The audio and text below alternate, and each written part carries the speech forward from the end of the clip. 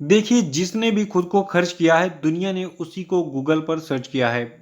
देखिए, आज है 29 जून और आज की वीडियो में टोटल 11 मोस्ट इंपोर्टेंट प्रश्नों पे हम चर्चा करेंगे, जो कि आपकी सभी आगामी परीक्षाओं के लिए मोस्ट इंपोर्टेंट है। तो शुरू से लास्ट तक वीडियो में बने रहिए और देखिए, वीडियो के लास्ट में जो 5 क्वेश्चन आपसे पूछे जाते हैं, इनका आंसर ज़रूर दिया कीजिए, इससे आपका पुराना प्रश्न रिवाइज हो जाता है। और देखिए, जो लोग नए हैं, वो चैनल को सब्सक्राइब जरूर कर लेंगे, साथ में बेल आइकन प्रेस करके वीडियो को लाइक और शेयर भी कर देंगे। और देखिए, जो आपका जून महीने का मंथली करंट अफेयर्स का पार्ट 1 अपलोड हो चुका है, इसको जरूर देख लीजिएगा। इसका लिंक डिस्क्रिप्शन बॉक्स में, टेलीग्राम चैनल में और सभी मेरे व्हाट्सएप ग्रुप में मिल जाएगा आपको।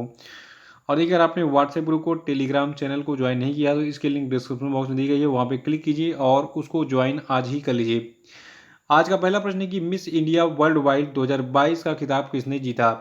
तो देखिए, जो आपका मिस इंडिया वर्ल्ड वाइड 2022 है, इसका खिताब जीता है खुशी पटेल ने।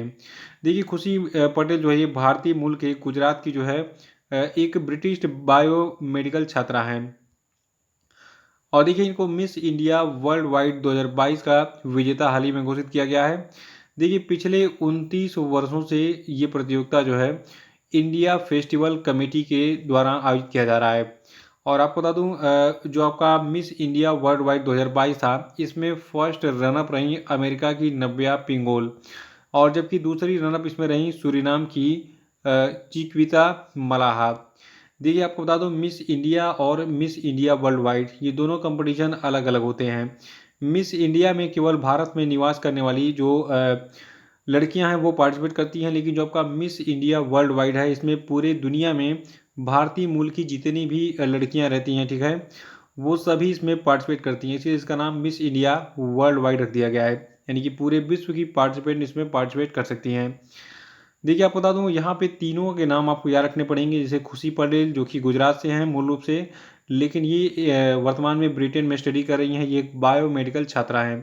तो ये विनर रहीं, और साथ में इसमें फर्स्ट रनअप कौन रहीं? अमेरिका की नव्या पिंगोल। दूसरी रनअप इसमें कौन रही? सूरीनाम की चिक्विता मलाहा। और देखिए, इस साल की सौंदर्य प्रतियोगिता जो है, ये 3 सालों के अंतराल पर आयोजित की गई, क्योंकि बीच में कोरोना वगैरह चल रहा था, इसलिए इसका आयोजन नहीं हुआ। और इसका जो आखिरी आयोजन है, ये सितंबर 2019 में मुंबई के लीला होटल में किया गया था। और देखिए, मिस इंडिया वर्ल्ड वाइड के खिताब के अलावा एक और खिताब है, जिसका नाम है miss tin India world wide 2022। तो ये खिताब जीता है गुयाना की रोशनी रजाक ने। याद रखिएगा, रोशनी रजाक को miss tin India world wide 2022 चुना गया है, ठीक है। तो miss tin India world wide और मिस इंडिया वर्ल्ड वाइड, ये दोनों नाम आपको याद रखने पड़ेंगे इसके विनर का। अगला कि हाल ही में चर्चा रहा, कामाख्या मंदिर किस राज्य में स्थित है? देखिए, ये प्रश्न हूबहू ऐसे एक पेपर में छपा मिला था मुझे, ठीक है। तो एक बार फिर से ये मंदिर चर्चा में है, तो उसके बारे में बात कर लेते हैं। देखिए, कामाख्या मंदिर असम में स्थित है, और अभी हाल ही में 2 सालों के बाद भक्तों को अंततः असम के प्रसिद्ध कामाख्या मंदिर के वार्षिक अम्बुबाची मेले में भाग लेने की अनुमति मिल गई है। देखिए, आपको बता दूं, जो आपका असम का ये कामाख्या मंदिर है, असम में जो कि स्थित है, तो कोरोना काल में इसको बंद कर दिया गया था, ताकि जो भक्तों की भीड़ आती है उससे कोरोना का संक्रमण ना फैले। और भीड़ कब होती है? जब बाची मेला लगता है। अम्बुबाची मेला है क्या? देखिए, अम्बुबाची मेले के रूप में जाने जाने वाला एक वार्षिक हिंदू त्यौहार जो है, ये गुवाहाटी असम में कामाख्या मंदिर में हर साल आयोजित होता है। और ये वार्षिक उत्सव जून के मध्य में आयोजित किया जाता है, जब जो ब्रह्मपुत्र नदी है, ये अपने उच्चतम प्रवाह पर होती है। और देखिए, मानसून के मौसम के दौरान जो आहार के असमिया महीने के भीतर भी आती है। तो इसको याद रखिएगा कि ब्रह्मपुत्र नदी में जब पानी खूब ज़्यादा भर जाता है, कब? जून महीने के मध्य में, यानी कि लगभग 15 जून के आसपास आप कह सकते हैं। तो तभी ये अम्बुबाची मेला लगता है, और इसमें पार्टिसिपेट करने के लिए, इसमें घूमने के लिए, जाने के लिए, और जो कामाख्या माता है उनका दर्शन करने के लिए जो है, बहुत सारे श्रद्धालुओं की यहाँ पर भीड़ लगती है। तो इसलिए एक बार फिर से कामाख्या मंदिर चर्चा में है। और अगला प्रश्न है कि हाल ही में किस देश ने अंतरिक्ष में ठोस ईंधन वाला रॉकेट, जिसका नाम है जुलजना, ठीक है, तो जुलजना को लॉन्च किया है? तो देखिए, जुलजना नाम के एक ठोस ईंधन वाले रॉकेट को अभी हाल ही में ईरान ने लॉन्च किया है।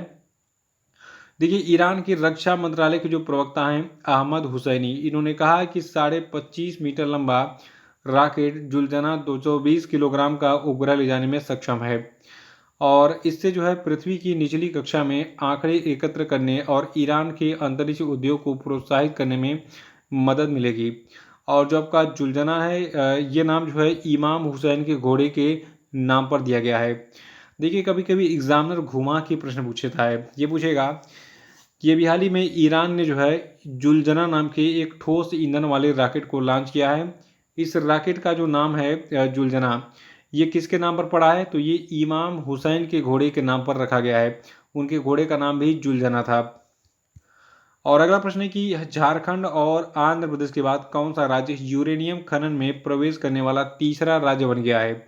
तो देखिए अब तक केवल जो है झारखंड में और आंध्र प्रदेश में यूरेनियम का जो है खनन होता था, लेकिन अभी हाल ही में राजस्थान में भी बड़ी मात्रा में यूरेनियम पाया गया है, तो यहाँ पर भी इसका खनन शुरू हो गया है।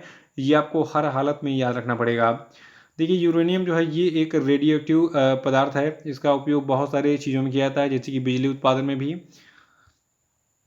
देखिए झारखंड और आंध्र प्रदेश के बाद जो आपका राजस्थान है ये यूरेनियम का विशाल भंडार वाला भारत का तीसरा राज्य बन गया है। और राजस्थान के सीकर के खंडेला इलाके में, कहाँ पर? राजस्थान के सीकर के खंडेला इलाके में यूरेनियम और इससे जुड़े खनिजों के विशाल भंडार मिले हैं। लगभग कितने? 1086.46 हेक्टेयर क्षेत्र में। और देखिए यूरेनियम मिलने से राजस्थान में अब क्या होगा? रोजगार और निवेश दोनों के रास्ते खुल जाएंगे। यानी कि यूरेनियम अगर वहाँ पे पाया गया तो वहाँ पे बहुत सारी कंपनियां कहेंगी भैया हमको इसका ठेका दे दो, हम इसको खनेंगे। और खनने के लिए लोगों की ज़रूरत पड़ेगी, तो लोगों को रोजगार भी मिलेगा इससे राजस्थान में। अगला कि हाल ही में कौन federation of international cricketers association की पहली महिला अध्यक्ष बनी? तो देखिए जो आपकी लीसा स्टालेकर है, ठीक है, यहाँ पे फोटो दिख रही है। तो लीसा स्टालेकर जो है ये चुनी गई हैं federation of international cricketers association की पहली महिला अध्यक्ष। और आपको बता दूं लीसा जो है ये भारतीय मूल की एक महिला है, लेकिन ये ऑस्ट्रेलियाई नागरिक हैं वर्तमान में।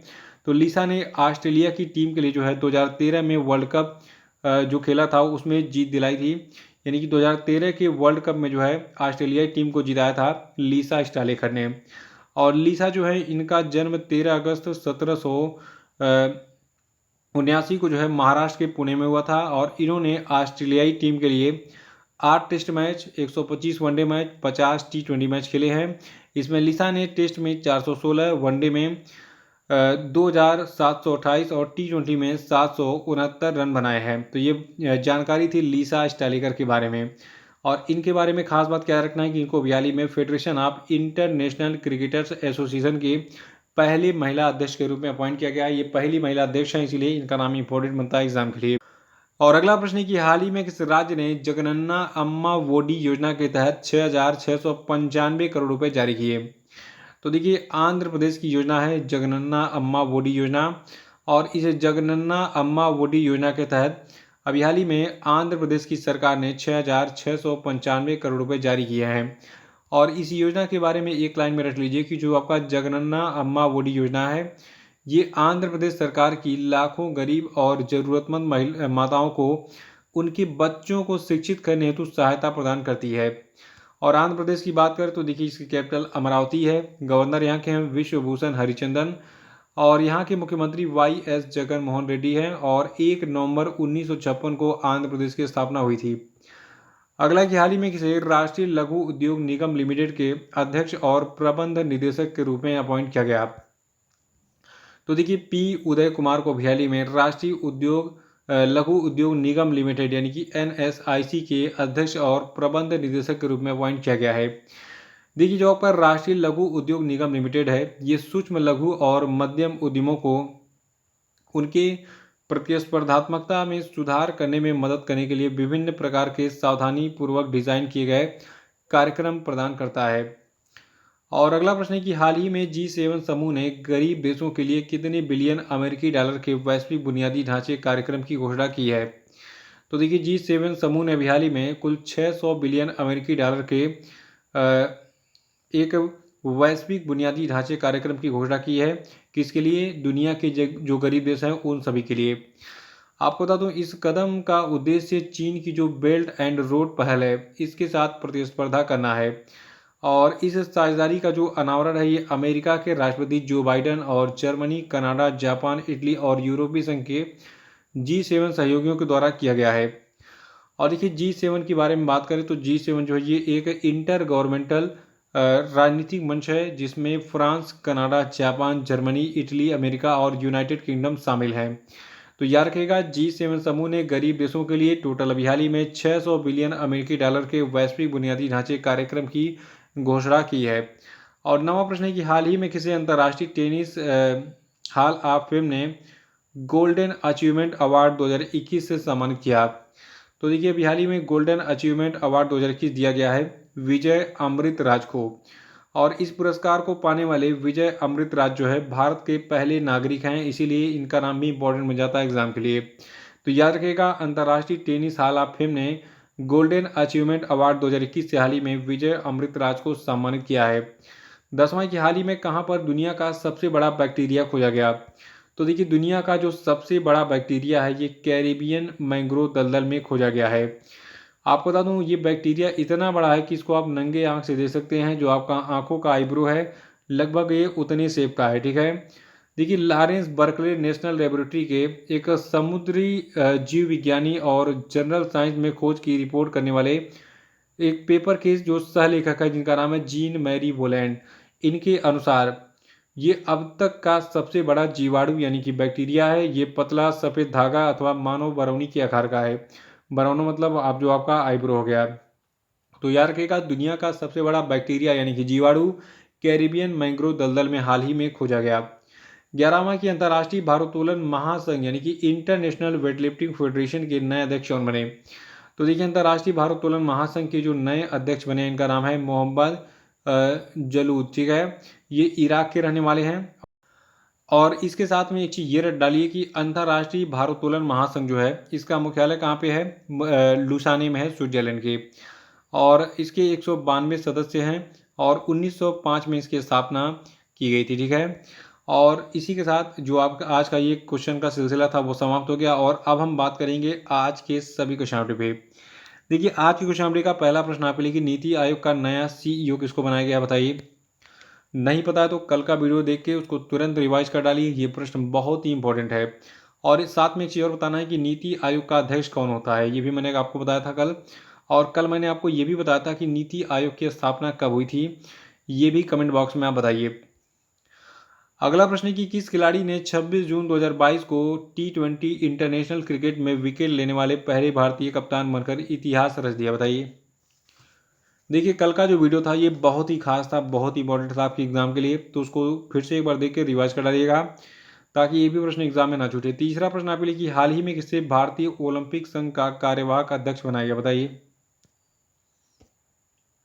चौथा है कि रणजी ट्रॉफी 2022 का खिताब किसने जीता है बताइए। और पांचवा है कि अंतर्राष्ट्रीय MSME दिवस जो है ये कब मनाया जाता है बताइए। और अब हम बात करेंगे कल के पूछे गए सभी क्वेश्चन अपडेट के सही उत्तरों की। देखिए का पहला प्रश्न था कि नशीली दवाओं के दुरुपयोग और अवैध तस्करी के खिलाफ अंतर्राष्ट्रीय दिवस कब मनाया गया, तो ये मनाया गया है 26 जून को।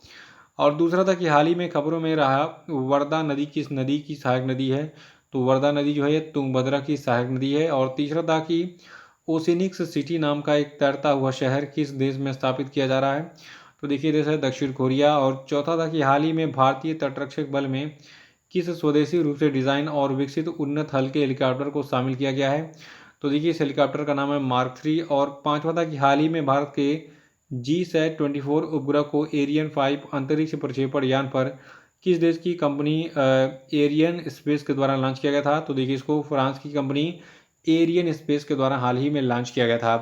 तो इसी के साथ आज का वीडियो समाप्त होता है। जय हिंद, जय भारत।